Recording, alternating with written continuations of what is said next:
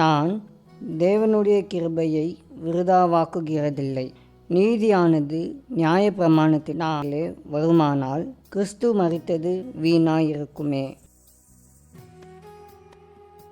நாம் தேவனுடைய கிருபையினாலே இரட்சிக்கப்பட்டிருக்கிறோம். இருப்பினும் நம்முடைய சொந்த சட்டதிட்டங்களாலும் நெறிமுறைகளாலும் நம்முடைய இரட்சிப்பை உறுதிப்படுத்த அடிக்கடி முயல்கிறோம். நம்முடைய சொந்த செயல்களை குறித்து மேன்மை பாராட்டுகிறவர்களாய் இருந்தால் நியாயப்பிரமாணத்திலே நம்முடைய இரட்சிப்பை நிலைநாட்ட விரும்புகிறவர்களாக நாம் காணப்படுவோம். நம்முடைய நீதியானது நம்முடைய வெறுப்புக்கேற்றாற் போல் மாறுகிறதாக இருக்கிறது என்பதை உணர்ந்தவர்களாய் தேவனிடம் சரணடைந்து கிருபையை பற்றி கொள்கிறவர்களாக இருக்க வேண்டும். அப்படி தேவனுக்கு முதலிடம் கொடுக்க விரும்புகிற எவரும் சிலுவை காட்சியை எப்பொழுதும் தங்கள் சிந்தையில் கொண்டிருக்க வேண்டும்.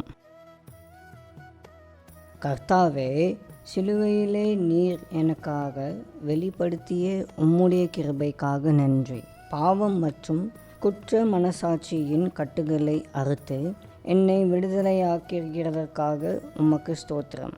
என் சுயநீதியின்படி அல்லாமல் உம்முடைய கிருபையை பற்றி கொண்டு நடக்க உதவியருளும்.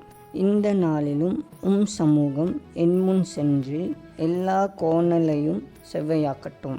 இயேசுவின் மூலம் ஜெபிக்கிறோம் பிதாவே. ஆமென்.